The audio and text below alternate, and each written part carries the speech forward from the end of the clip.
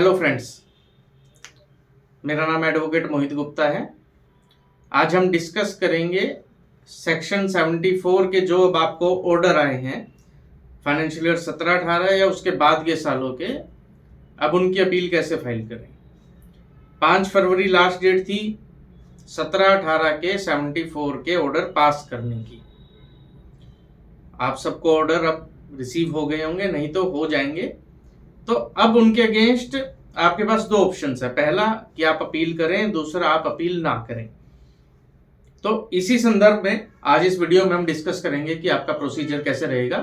सबसे पहले तो हम ये डिस्कस कर लेते हैं कि क्या 74 के ऑर्डर 5 फरवरी तक आपको मिल जाने चाहिए थे या वो डिपार्टमेंट के ऑफिसर को पास करने थे, एडजुडिकेटिंग अथॉरिटी को।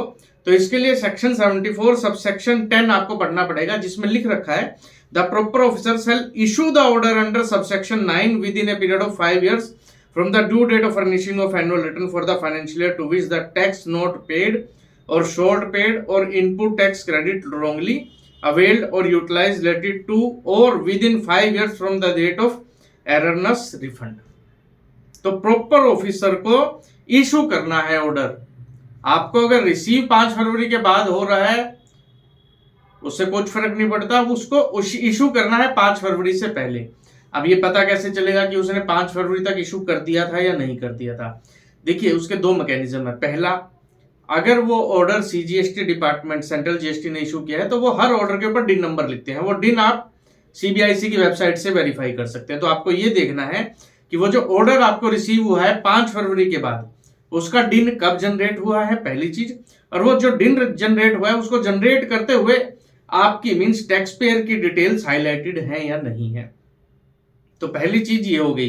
अगर 5 फरवरी से पहले ऑर्डर जीएसटी पोर्टल पे अपलोड हो चुका है तो फिर तो वो इशू भी हो गया और सर्व भी हो गया। वो दोनों के दोनों कंडीशंस वहां पे पूरी होती है। लेकिन जिस केस में आपको ऑर्डर 5 फरवरी के बाद रिसीव हो रहा है, चाहे पोस्ट से या ईमेल से या जीएसटी पोर्टल पे अपलोड 5 फरवरी के बाद हुआ है, उस केस में आपको ये चेक करना है कि क्या वो ऑर्डर इशू हो गया था 5 फरवरी से पहले, क्या उसका डिन जनरेट हो चुका था। तो इस चीज से आपको ऑथेंटिसिटी मिलती है। अगर उसका डिन जनरेटेड नहीं है और वो 5 फरवरी के बाद अपलोड हुआ है और कोई ऐसा यूनिक नंबर नहीं है जो ये बता सके कि 5 फरवरी से पहले इशू हो चुका था, तो आप उसको चैलेंज कर सकते हैं रिट के थ्रू हाई कोर्ट में और उस ऑर्डर को क्वेश्चन करवा सकते हैं। तो सबसे पहले जब आपके पास ऑर्डर रिसीव होता है तो सबसे पहले आपको ये देखना है कि वो ऑर्डर, हम 17-18 के संदर्भ में बात कर रहे हैं अभी फाइनेंशियल ईयर 17-18 के बारे में, क्योंकि उसकी डेडलाइन थी 5 फरवरी। अगर आपका 74 का ऑर्डर 17-18 के बाद के सालों का है तो उसकी तो डेडलाइन पेंडिंग है, तो वो तो आपको 5 फरवरी के बाद भी अगर मिला है, 6 फरवरी, 7 फरवरी, 10 फरवरी, तो उस केस में ये सिचुएशन इरेलीवेंट हो जाती है। लेकिन अगर वो 17-18 फाइनेंशियल ईयर या clubbed of multiple years including 17-18 financial year उस मल्टीपल ईयर्स के ऑर्डर में है, तो ये पर्टिकुलर पॉइंट आपको चेक करना है कि वो ऑर्डर इशू हो गया हो 5 फरवरी से पहले। फिर दूसरा पॉइंट, आपको ये डिसीजन लेना है कि आप अपील करना चाहते हैं या आप सरेंडर करना चाहते हैं। अगर आप अपील करना चाहते हैं, आपके पास 3 महीने का समय है, आप अपील बनाइए, अपील फाइल कीजिए। अगर आप सरेंडर करना चाहते हैं तो 30 दिनों के अंदर फिर उसको टैक्स के अमाउंट को, इंटरेस्ट को और पेनल्टी 50% पे कर दीजिए, क्योंकि ऑर्डर में पेनल्टी 100% होगी, लेकिन 30 डेज के अंदर अगर आप पे कर देते हो तो पेनल्टी 50% रह जाती है। सबसेक्शन 11 जो है सेक्शन 74 का, वो इसके बारे में बात करता है। तो ये इनिशियल 2 चीजें हमने चेक कर ली। अब हमें पता लग गया कि हमारा ऑर्डर वैलिड है और हम कंटेस्ट भी करना चाहते हैं। अब आप आगे बढ़िए। अब आपको उस ऑर्डर के अगेंस्ट अपील बनानी है।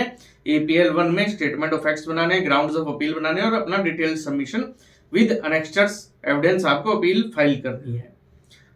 10% प्री डिपोजिट होना है। अब यहां पे बड़ी इंपॉर्टेंट बात आ जाती है, अगर आपके ऑर्डर के अंदर टैक्स इन्वॉल्व है तो 10% ऑफ टैक्स आपने पे करना है as pre deposit to file the appeal, और आपको स्टे मिल जाएगा ऑटोमेटिक रिमेनिंग डिमांड पे।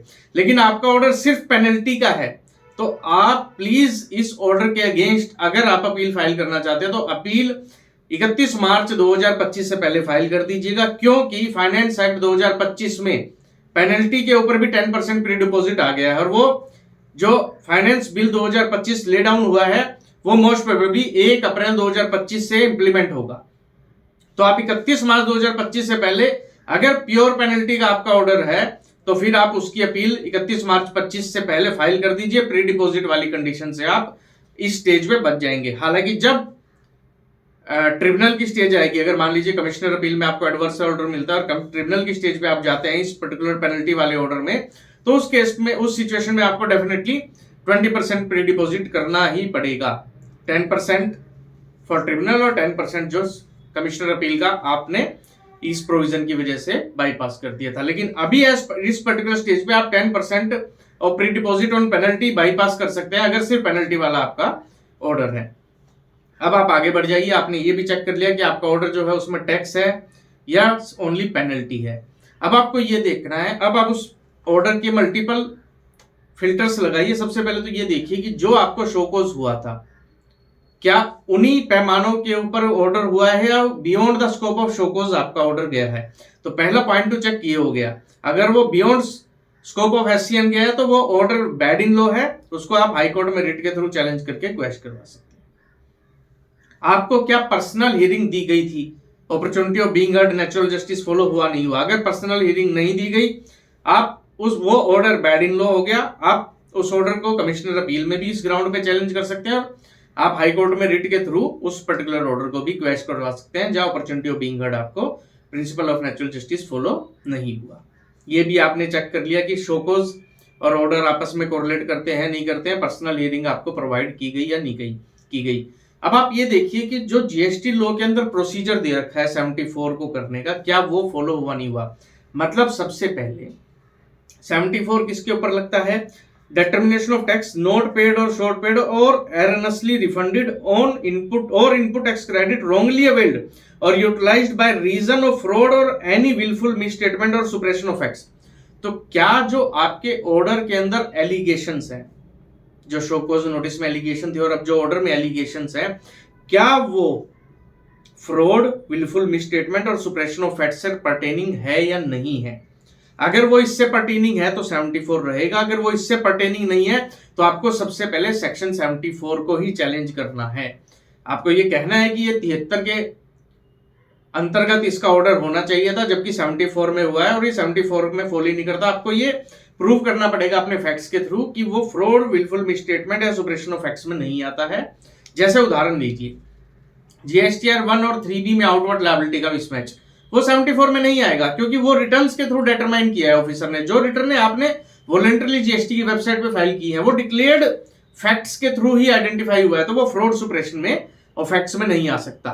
वो 73 का केस है। तो इस तरीके से आपको देखना है कि क्या आपका जो डिमांड है, जो आपके ग्राउंड्स हैं डिमांड के, वो डिक्लेयर्ड फैक्ट्स के थ्रू है या हिडन फैक्ट्स के थ्रू, जहां पे फ्रॉड, सुप्रेशन ऑफ फैक्ट्स या विलफुल मिसस्टेटमेंट साबित की जा सकती है। तो सबसे पहले आपको ये आइडेंटिफाई करना है और सेक्शन 74 चैलेंज करना है। अगर 74 चैलेंज हो सकता है तो फिर आपको ये देखना है कि क्या 74 का प्रॉपर प्रोसीजर फॉलो हुआ है। डीआरसी 1A का ऑप्शन क्या आपको दिया गया था, नहीं दिया गया था। उसके बाद एएसएमटी 10 और 12 का ऑप्शन आपको दिया गया था, नहीं दिया गया था। और डीआरसी 1 इशू किया गया था, नहीं किया गया था डीआरसी 7 का ऑर्डर से पहले। तो ये आपको प्रोसीजरल एस्पेक्ट चेक करना है। देन उसके बाद आपको ये देखना है कि जो आपने जवाब दिया था क्या उस जवाब को कंसीडर किया गया है या फिर उसको इग्नोर करके ऑटोक्रेटिक मैनर में ऑर्डर दिया गया है। अगर उसको इग्नोर किया गया है तो देन उस केस में it is a fit case कि आप उसको हाई कोर्ट में ले जाके ऑर्डर को क्वेश्चन करवा सकते हैं, because your reply has not been considered, there are various judgements to that aspect also. Otherwise आप कमिश्नर अपील की जो अपनी अपील बना रहे हैं उसमें भी इस पर्टिकुलर ग्राउंड को हाईलाइट कर सकते हैं कि आपके रिप्लाई को कंप्लीटली इग्नोर किया गया है। इसके बाद आपको यह देखना है कि जो डिमांड निकली है उसमें जो आपने रिप्लाई दिया, क्या उसके बाद एडिशनल सबमिशन आप कुछ देना चाहते हैं, नहीं देना चाहते, कुछ एडिशनल एविडेंसेस आपके पास है या नहीं है, तो वो आप लगा सकते हैं। देन इसके बाद आपको ये देखना है कि लॉ में कुछ ना कुछ डेवलपमेंट हुई है। जैसे सेक्शन 16 में 16(5) और 16(6) आ गए। आईटीसी 30 नवंबर 2021 तक अलाउ कर दिया गया है। तो आपको यह देखना है कि क्या legal development, latest amendment in rules, latest amendment in act, circulars या कोई लेटेस्ट जो जजमेंट्स हैं उनको साइट करते हुए क्या आपको रिलीफ कुछ मिल सकता है, तो वो आपको चेक करना है और साथ ही साथ वो भी आपको कोट करनी है। देन इसके बाद आपको ये भी देखना है कि क्या ऑर्डर के अंदर लो प्रॉपरली एप्रिशिएट किया गया है, नहीं किया गया है। जैसे आपका ऑर्डर मान लीजिए 3 फरवरी 2025 को इशू किया गया है, 3 फरवरी 2025 से पहले 16/5 और 16/6 की अमेंडमेंट आ चुकी थी, जिसमें यह कहा गया था कि अगर आईटीसी 17/18 फाइनेंशियल का आईटीसी आपने 30 नवंबर 21 तक भी लिया तो भी एलिजिबल हो गया। दूसरा, आप का रजिस्ट्रेशन कैंसल्ड था, रजिस्ट्रेशन एक्टिव होने के विद इन 30 डेज आपने अगर रिटर्न फाइल कर दी और आईटीसी ले लिया तो वो एलिजिबल आईटीसी बन गया। तो क्या इस तरीके की लीगल अमेंडमेंट्स को ऑर्डर में अप्रिशिएट किया गया है, नहीं किया गया, या फिर ऑटोक्रेटिक मैनर में ही ऑर्डर पास कर दिया गया है। आपको यह भी देखना है कि क्या आपका ऑर्डर का जो बेस है वो बेसलेस है, मतलब प्रिजम्पशंस पे बेस्ड है या एक्चुअल फैक्ट्स पे बेस्ड है। तो वो पर्टिकुलर मैनर में भी आपको अपने ऑर्डर को एनालाइज करना है। देन लास्टली आपको अब फिगर्स चेक करनी है अपने ऑर्डर में कि डिपार्टमेंट ने अपने ऑर्डर में जो जहां पे फिगर्स प्रेजेंट की हैं, जो फैक्ट्स प्रेजेंट किए हैं, दूसरे टैक्स पेयर से रिलेटेड, आपसे रिलेटेड, आपकी रिटर्न फाइलिंग से रिलेटेड, कोई ड्यू डेट से रिलेटेड, आपके आईटीसी मिसमैच में जो आईटीसी के अमाउंट, आउटवर्ड लायबिलिटी में जो आउटवर्ड के अमाउंट, जो इंटरेस्ट कैलकुलेशन, जो पेनल्टी कैलकुलेशन, जो ये सब कैलकुलेशन लगाई गई है, जो ये फैक्ट्स प्रेजेंट किए गए, क्या वो करेक्ट हैं या फिर उसमें कुछ मिस्टेक है। अगर कुछ मिस्टेक है तो उनको भी आपने हाईलाइट करते हुए अपने रिप्लाई के अंदर वो सारी चीजें इनकॉर्पोरेट करनी है। आपको पूरा का पूरा कंप्रीहेंसिव ऑर्डर चैलेंज करना है, सिर्फ उसके मेन पॉइंट्स के अलावा पूरा का पूरा ऑर्डर आपको चैलेंज करना है और अपनी रिप्लाई, अपनी अपील, पूरी डिटेल्ड अपील आपको सबमिट करनी है। तो ब्रीफली हम एक बार दोबारा देख लेते हैं कि 74 में हमें करना क्या है। सबसे पहले ऑर्डर टाइमली इशू हुआ, फिर उसकी सर्विस आपको पीएच दी गई थी, नहीं दी गई थी। आपको ये देखना है कि टैक्स इन्वॉल्व है या सिर्फ पेनल्टी का ऑर्डर है। Then pre deposit. देन इसके बाद आपको ये देखना है कि प्रोसीजर प्रॉपरली फॉलोड है, नहीं है, लो अप्रिशिएट किया गया, नहीं किया गया, एडिशनल एविडेंसेस आप कुछ देना चाहते हैं, नहीं देना चाहते हैं, लेटेस्ट अमेंडमेंट कंसीडर की गई है, नहीं की गई है, अदरवाइज आपको सारी साइड करनी है, और जो उसके अंदर फिगर्स मेंशन है वो करेक्ट है या इनकरेक्ट है। तो इन सब चीजों को ध्यान में रखते हुए आपको अपने 74 के ऑर्डर के अगेंस्ट अपना अपील फाइल करनी है। इसमें कोई भी आपको क्वेश्चन आता है, कोई डाउट आता है, आप वीडियो पे कमेंट कर सकते हैं, आप मेरे को कनेक्ट कर सकते हैं। Thank you friends.